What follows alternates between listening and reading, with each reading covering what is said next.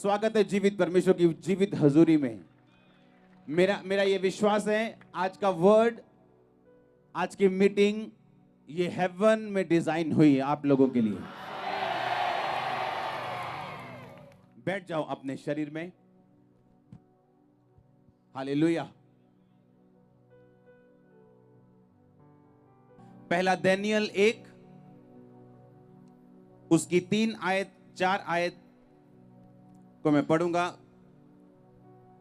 तब उस राजा ने अपने खोजों के प्रधान अशनपज को आज्ञा दी कि इजरायली राजपुत्रों और प्रतिष्ठित पुरुषों में से कई ऐसे जवानों को ला जो निर्दोष, जवान, सब प्रकार की बुद्धि में प्रवीण, ज्ञान में निपुण, विद्वान, राज मंदिर में हाजिर रहने के योग्य हों और उन्हें कसदियों के शास्त्र और भाषा की शिक्षा दे। राजा ने आज्ञा दी कि उसके भोजन और पीने के दाख मधु में से प्रतिदिन उन्हें खाने पीने को दिया जाए। इस प्रकार 3 वर्ष तक उनका पालन पोषण होता रहे और उसके बाद वो राजा के सामने हाजिर किए जाएं। 6 आयत में लिखा, उनमें यहूदा की संतान से चुने हुए दानियेल, हन्न्याह, मिशाएल और अजर्याह नाम यहूदी थे। सब बोलो आमीन। बाइबल कहती है वर्ड, जो वचन आप सुनते हो, लिखा ये किसी मनुष्य की इच्छा के द्वारा नहीं लिखा गया। बाइबल में लिखा ये वचन परमेश्वर का सांस पाया हुआ वचन है। इसका मतलब ये है कि जब परमेश्वर ने आदम के ऊपर अपना सांस फूका था तो लिखा आदम जीवता प्राणी बन गया था। और लिखा सेम वर्ड में वही सांस है जो परमेश्वर के पास था। इसका मतलब जब भी आप परमेश्वर का वचन सुनेंगे, कुछ जीवित होगा आपकी लाइफ में, कुछ बनेगा आपकी लाइफ में। ऐसा नहीं हो सकता कि आप परमेश्वर का वचन सुने और आप मुर्दा रहें। आपका लाइफ, आपका बिजनेस, फाइनेंस, लाइफ, बॉडी, सेहत, ऐसा नहीं हो सकता कि वो मुर्दा रहे अगर आप इस वचन की ओर कान लगाएं और इसको अगर मानने का प्रण अपने अंदर लें। हालेलुया। जो दानियेल का वर्ड आपने पढ़ा, लिखा राजा ने आज्ञा दी कि यहूदी लोगों में से किंग सीड को, जो राजाओं के बच्चे हैं, उनके रिश्तेदार हैं, उनको लेके आओ कि वो मेरे राज में काम करें। अच्छे लोगों को लेके आना और अच्छे लोगों की संतान को लेके आना कि वो मेरे राज में काम करें। लिखा दानियेल, हन्न्याह, मिशाएल, अजर्याह, जिनको आप शद्रक, मेशक और अबेदनगो बोलते हो, इन चारों जनों को अपने घर से छीन के राजा के भवन में उपस्थित किया गया कि वहां पे वो राजा के अनुसार जिएं, राजा का तैयार किया हुआ खाना खाएं और राजा के ही शिक्षा को सीखें, उसी राज की शिक्षा को लें और उसके बाद राजा के अंडर काम करें। इस आसमान के नीचे, इस धरती के ऊपर कुछ भी अपने आप नहीं होता। इत्तेफाक नाम का कोई शब्द इब्रानी भाषा में नहीं। इसका मतलब जो कुछ आपकी लाइफ में होता है उसका कोई ना कोई रीजन होता है। जब हिजकिय्याह नबी ने 15 साल अपनी उम्र बढ़ा ली थी प्रार्थना करके, किन्हों को याद है, पढ़ा है, सुना है, तो उस 15 साल में उसने एक गुनाह कर दिया था और अपने विरोधी को, जो परमेश्वर के वचन के खिलाफ चलने वाले लोग थे, अपना सारा भंडार, परमेश्वर के भवन की सब चीजें, सब हथियार, सब कुछ दिखा दिया था। और नबी जब आया तो उसने गुस्सा किया कि तूने परमेश्वर के विरोधियों को सब कुछ क्यों दिखाया? अब ये सब कुछ तेरे बच्चों, तेरे वंश समेत चला जाएगा। और दानियेल उसी राजा हिजकिय्याह का वंश है। अब दानियेल के ऊपर जो मुसीबत आई, उसके लिए दानियेल ने कुछ नहीं किया था। आप में से कितने हजार लोग ऐसे हैं जो इसलिए गरीब हैं, आपके परिवार के गुनाहों की वजह से, जनरेशनल कर्स की वजह से, या उनके डिसीजंस की वजह से। दानियेल की लाइफ की मुसीबत वो खुद नहीं था, उसका घराना था उसकी मुसीबत की जड़। उसने कुछ ऐसा नहीं किया था कि वो बंधुआई में जाए, किसी राजा के अंडर जाए, वहां की शिक्षा सीखे, विद्या सीखे, वहां का खाना खाने, वहां उसको हेल में से, ट्रबल में से गुजरना पड़ा। उसने खाना खाने से इनकार किया जो बाइबल के खिलाफ था, और साग पात, कड़वा साग पात और रोटी के साथ वो गुजारा करता रहा। अब जन्म लेना आपके कंट्रोल में नहीं। किस परिवार में आप जन्म लें, आपसे पूछा नहीं गया जन्म लेने से पहले। आपको कौन सा रंग चाहिए, कितनी हाइट चाहिए, कौन सा देश चाहिए, आपसे पूछा नहीं गया। बस आपका जन्म हुआ, चुनौती के अंदर आपका जन्म हुआ। अब मैं आपसे यह पूछना चाहता हूं, अगर डैनियल की तरह आपका भी जन्म कहीं हो गया, आपके ऊपर भी मुसीबतें हैं, आपके परिवार की वजह से, आपके समाज की वजह से, बुत परस्ती वाले लोगों की वजह से, आप क्या करेंगे? डैनियल के पास एक रीजन था कि मेरे बाप दादाओं ने गुनाह किया और मैं फंस गया। अब ठीक है, जो हो गया सो हो गया, लाओ जो लेके आना लाओ, खिलाओ शराब पिलाओ, जो नई बाइबल में लिखा वो भी आने दो। अगर आप बाइबल के साथ जो पुस्तकें होती अच्छी वाली, अगर आप उन्हें पढ़ें तो उसकी स्टडी ये बताती है कि ऐसा पॉसिबल है कि डैनियल और उसके 3 साथियों के गुप्त अंगों को काट दिया गया था, उन्हें खोजा बना दिया गया था ताकि वो उस भवन में रह के अपना फ्यूचर ना सोचे। जिस तरह यीशु मसीह ने कहा, कुछ ने अपने आप को नपुंसक बना लिया ताकि वो परमेश्वर के राज्य के काम आ सके। तो ये पॉसिबल है कि वो चारे खोजे थे ताकि वो अपना फ्यूचर ना सोच के सिर्फ उस राजे के बारे में सोचें जिसके साथ वो काम करते थे। अब एक ऐसा पर्सन जिसने कोई गुनाह नहीं किया, उसको खोजा बना दिया जाए, और चाहे वो खोजा नहीं था उसको अधीन कर दिया जाए और सारा कुछ बदल दिया जाए। क्या ये एक्सेप्टेबल है या नहीं? नहीं एक्सेप्टेबल। लाइफ फेयर नहीं। लोग बोलते हैं कि लाइफ फेयर नहीं, जो मेरे साथ हो रहा है मैं ये डिजर्व नहीं करता हूं, मैं अच्छी लड़की हूं, मैं 2 डाइवोर्स डिजर्व नहीं करती हूं, मैं अच्छा बंदा हूं, मैंने किसी को नुकसान नहीं किया, किसी के साथ धोखा नहीं किया, मैं बिजनेस फेलियर डिजर्व नहीं करता हूं, मैं किसी से माड़ा नहीं किया, मैं बीमारी डिजर्व नहीं करता हूं। पर लाइफ आपको वो नहीं देती जो आप डिजर्व करते हो, जिसके लिए आप फाइट करते हो वो आपको देती है। आप मेरी बात समझ रहे कि नहीं? अब मेरा क्या कसूर अगर मैं एक तांत्रिक के घर में जन्म हुआ हूं, उसके गुनाहों की वजह से, उसके पापों की वजह से अगर मैं बंधुआई में जाऊं तो इसमें मेरा क्या कसूर है? अब डैनियल को यह फैसला करना था, क्या मैं अपने बाप दादाओं के कसूर, अपने बाप दादाओं की गलतियों की वजह से सफर करूं, या मैं एक फैसला करूं कि मैं किसी भी हालत में हूं, मैं अपनी जिंदगी सर्वशक्तिमान परमेश्वर को देता हूं। क्योंकि सर्वशक्तिमान की एक आदत है, आपके बाप की, आपके बेस्ट फ्रेंड की, आपके बॉस की, यीशु मसीह की एक आदत है, वो नथिंग को लेके समथिंग बना सकता है। ये उसकी आदत है, ये उसकी आदत है कि वो टूटे हुओं को चुनता है जोड़ने के लिए और आशीषित करने के लिए। उसकी आदत है जब वो रोटियों को तोड़ता है तो हजारों को खिलाता है, ये उसकी आदत है। ये आपके और मेरे बॉस की, सुनो ध्यान से, ये उसकी आदत है। अब आपको फैसला करना है, अब आपको ये डिसीजन लेना है कि हाँ मेरा हो गया जन्म किसी घराने में, या ये बीमारी मुझे वंशों से मिली, या ये गरीबी मुझे वंशों के श्राप से मिली। तो क्या करेंगे आप?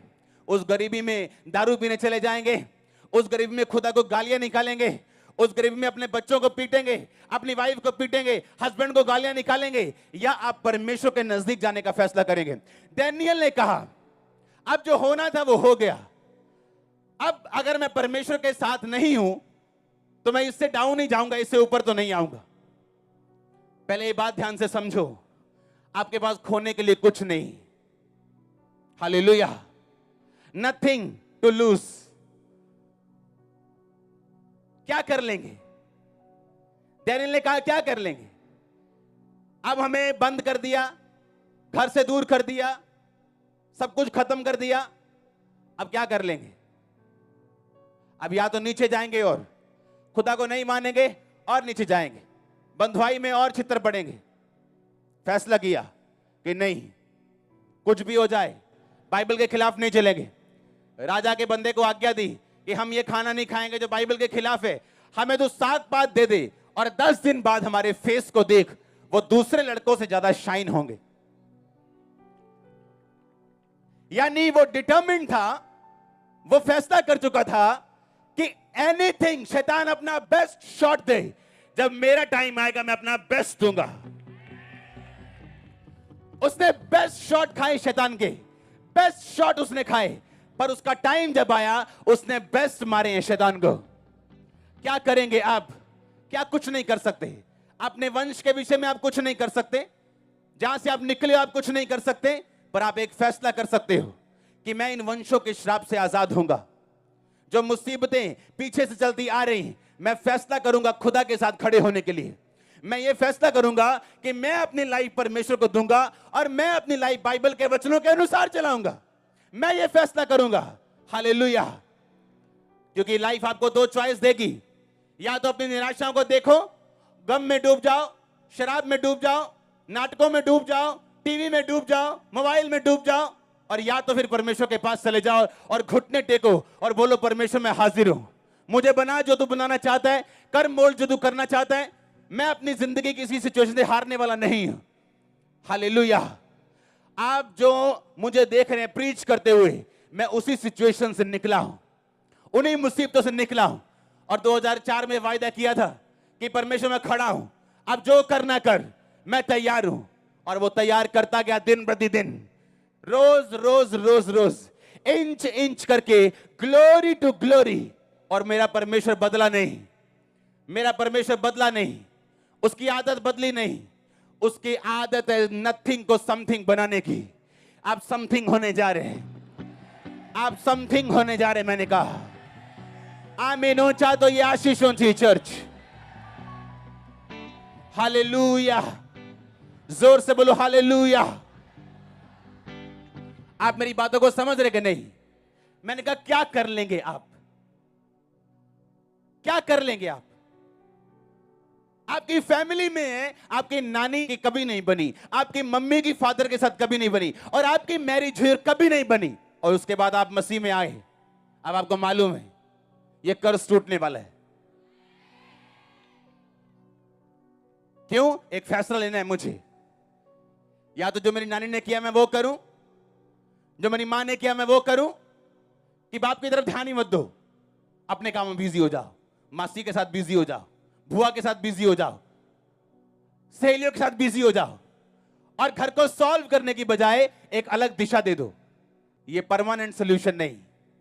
परमानेंट सॉल्यूशन का नाम है जीसस क्राइस्ट। मैंने कहा परमानेंट सॉल्यूशन का नाम है प्रभु यीशु मसीह। अगर वो नहीं है तो बाकी सब टेम्परेरी। आपकी स्कीम्स, आपकी दिशाएं, आपका इधर उधर मुड़ना, ये सब टेम्परेरी, क्योंकि परमानेंट सॉल्यूशन उसी के पास है। और वो परमानेंट सॉल्यूशन करके क्रूस पे लिखा, वो स्वर्ग पे पिता के दाहिने हाथ बैठा और उसने अपना आत्मा आपको दिया। आज उसका आत्मा आपके साथ है, आपको परमानेंट सॉल्यूशन देने के लिए। और वो उन लोगों से प्यार करता है जो उसकी आज्ञाओं को मानते हैं। यीशु मसीह ने कहा तुम मुझे प्यार करते हो, कहता इससे तुम जान लोगे कि तुम मुझसे अगर प्यार करते हो तुम मेरी आज्ञाओं को मानोगे। तुम डरते हो पॉलिटिकल प्रेशर से, तुम मेरे साथ प्यार नहीं करते हो। तुम डरते हो लोगों से, तुम मेरे साथ प्यार नहीं करते हो। डरपोक परमेश्वर के राज्य में प्रवेश नहीं कर सकते, बाइबल कहती। हालेलुया। एक फैसला करना है कि क्या मेरे पास्ट मिस्टेक्स, बाप दादाओं की मिस्टेक्स, उनकी गलती और गुनाह, उन्होंने कत्ल किया और अभी भी उनके बच्चे कर्ज और श्राप भोग रहे हैं। उन्होंने धोखा देके घर किसी पे कब्जा कर लिया, उनके बच्चे उसका असर देख रहे हैं। उस घर में वो सक्सेसफुल नहीं, कामयाब नहीं, बीमार हैं। आपने फैसला करना है कि मैं अपने पास्ट के श्रापों से फ्री होना चाहता हूं या नहीं। हालेलुया।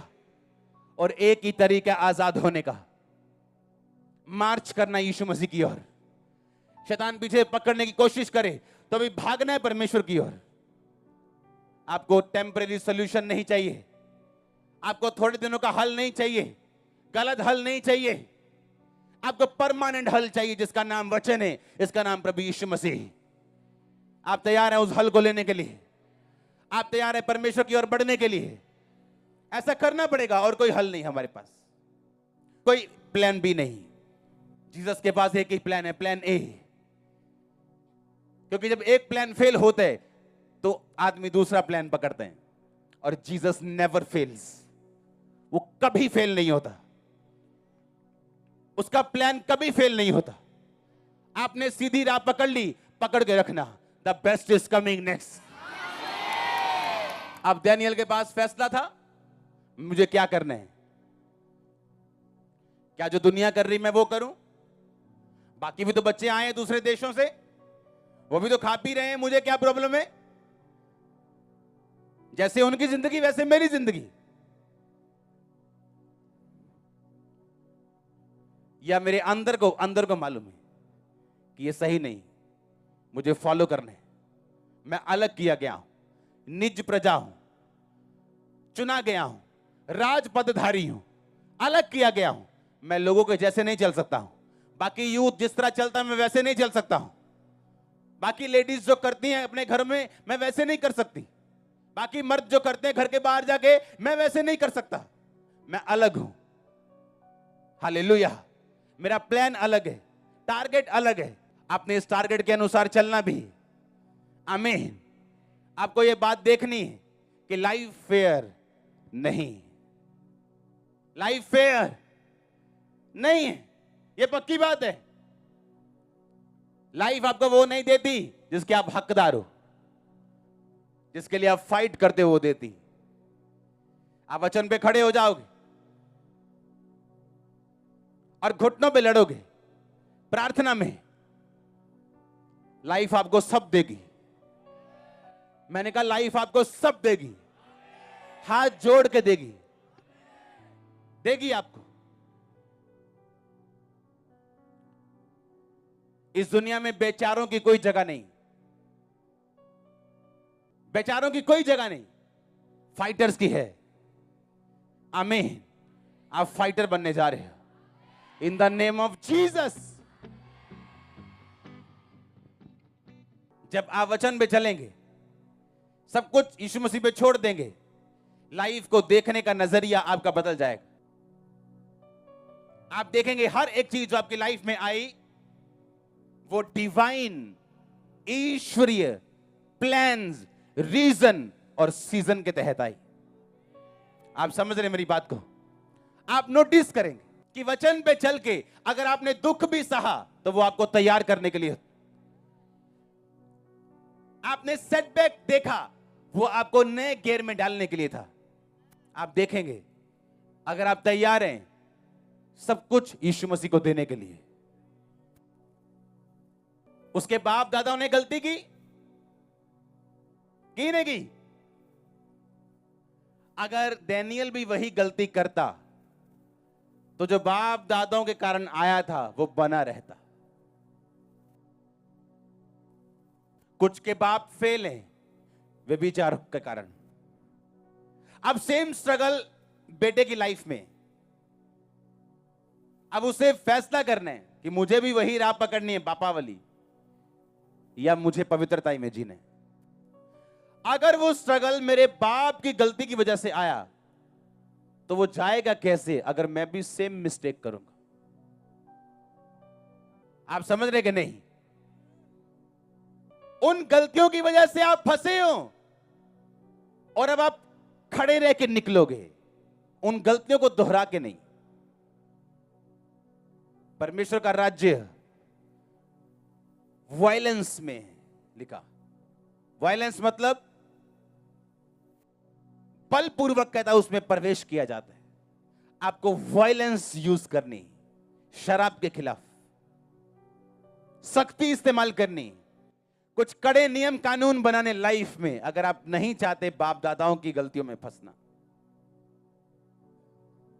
आपको फ्री होने, तोड़ने चेन्स को, पाप की, अलग होना है उन चीजों से और एक सेपरेट लाइफ जीनी है परमेश्वर के साथ, ताकि वो आपको बना सके।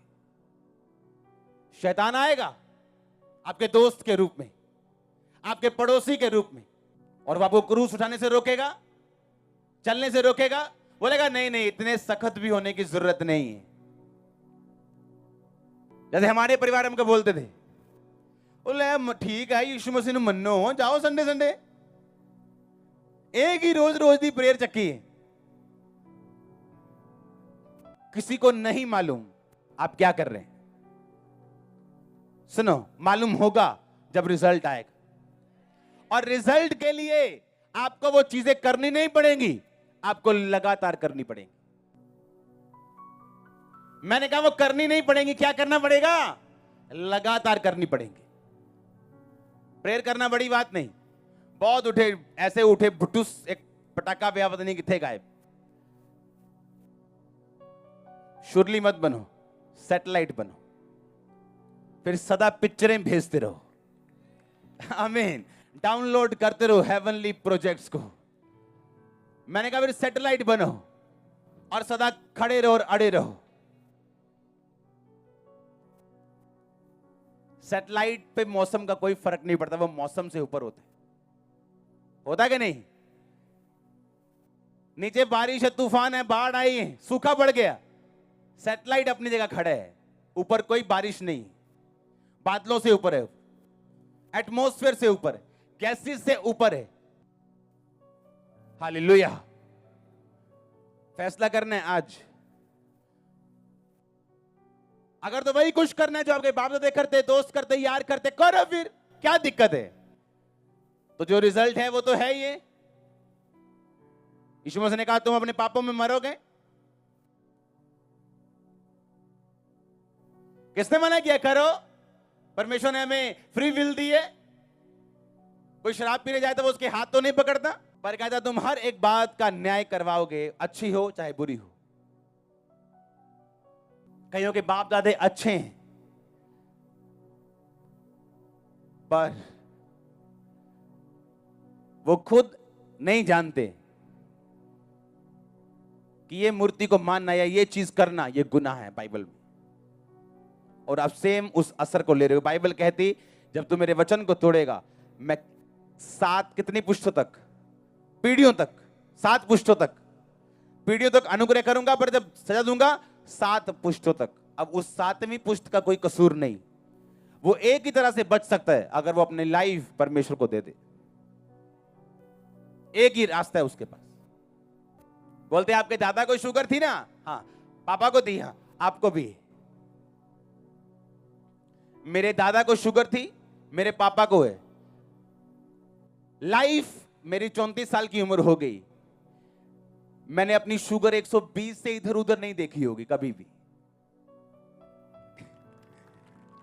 118, 119, 120 जैसे कंप्यूटराइज शुगर होती, नेवर लाइफ में, क्योंकि मेरा डीएनए चेंज हो चुका है।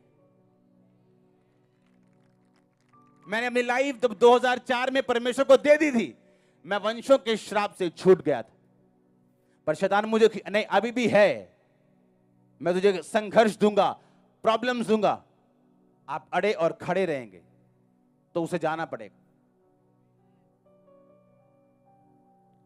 आमीन।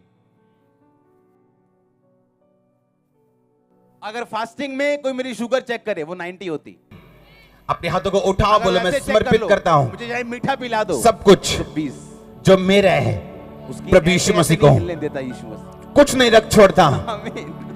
अपने पास मैं सब कुछ देता आपको ये हूं। मालूम होना चाहिए आप कौन अपने बनाने वाले को, जिसने मुझे रचा है, जनरेशन, जिसने मेरे अंदर आत्मा डाला है, डॉक्टर बोलते हैं जो मेरा मालिक है, परिवार में, जो मेरा सृजनहार है, नानी को जिसने मेरे लिए अपना लहू बहाया है, आपको हो रही, मेरे लिए जान दी है और मेरे लिए जी उठा है, मैं उसको सब कुछ देता हूं।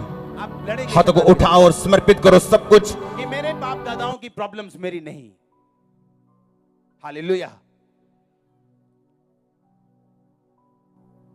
अब फैसला हमारे हाथ में, या हम अपनी वैसी लाइफ को कोसी सी रख के, ना गर्म ना ठंडी, उन असर को अपनी लाइफ में बरकरार रखना चाहते हैं शैतान के, या हम गर्म होकर यीशु मसीह के पास भागना चाहते हैं और उन असरों से आजाद होना चाहते हैं। यीशु मसीह का कोई लेना देना नहीं है इसमें। वो तो कहता है तो मेरे पास आओ, मैं तुम्हें आजाद करूंगा। अब हमने फैसला लेना है। आमीन। बाप दादाओं की गलतियां दोहरानी नहीं है, और अपने रास्ते चलना यीशु मसीह के, और आप फिर अपने बाप दादाओं की ब्लेसिंग का और आने वाले जनरेशंस की ब्लेसिंग का भी कारण होंगे।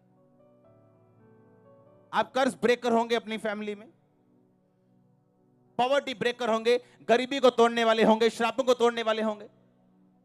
आमीन। छोटा है। अरे जब यीशु मसीह को देखो तो उसकी तरफ चलो नहीं, भागो भागो। आपकी लाइफ को बेस्ट बना देगा। आपको छोटी मोटी दुकान नहीं, आपको टॉप का शोरूम बनाएगा। भागो उसकी तरफ, भागो भागो भागो। कुछ हो भी जाए मिस्टेक, भागो फिर भी। आमीन। कुछ भी हो जाए, भागो उसकी तरफ जाओ। लोग क्या कहेंगे?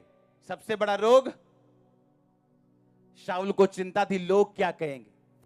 कहता शमूएल नबी, मैंने गलती कर दी, कोई परवाह नहीं है मुझे, पर तू नीचे जाके ना कुछ कहना मत लोगों को। लोगों की परवाह थी उसे। दाऊद ने पाप किया और नतान ने कहा है तूने पाप किया, रोया पीटा लोगों के सामने, माना मैंने पाप किया। उसे प्रभु की चिंता थी। गुनाह दाऊद का बड़ा था उससे, पर दाऊद बचा रहा। सजा मिली दाऊद को, बेइज्जती हुई दाऊद की, बड़ी खजल खराबी हुई उसके साथ, पर परमेश्वर के साथ वो बना रहा और बाद में ऊंचा भी हुआ। कितने समझ रहे हैं? लोग क्या कहेंगे, ये शाऊल की चिंता थी। परमेश्वर मेरे बारे में क्या सोचता है, ये दाऊद की चिंता थी। और परमेश्वर ने कहा मुझे मेरे मन के मुताबिक चराने वाला एक चरवाहा मिल गया, एक अगुआ मिल गया। लाइफ को बनाओ ब्यूटीफुल, बनाओ उसे। तुम्हारे हाथों में पावर ऐसे बनाने की। मैंने कहा बनाओ इसे ब्यूटीफुल, ग्रेट बनाओ इसे, कि लोग आपको देख के आपकी जैसी लाइफ देखने की कामना करें। और ऐसा होता नहीं जब तक आप फैसला ना लें। आपको डिसीजन लेना है। मैं आपको प्रोफेटिकली बता रहा हूं, 10 फेलियर आए आपकी लाइफ में, कोई प्रॉब्लम नहीं। जब 11वीं सक्सेस आएगी, लोग भूल जाएंगे failures.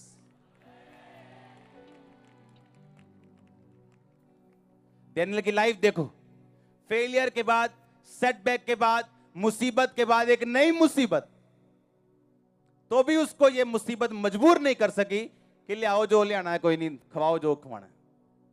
No no no no no. अगर निराशा में ये ताली बज गई यीशु मसीह के लिए, तो भंगड़ा भी होगा बाद में। हाँ, अगर ये ऐसे ऐसे हो गया ना निराशा में, तो ऐसे ऐसे भी आपका होगा।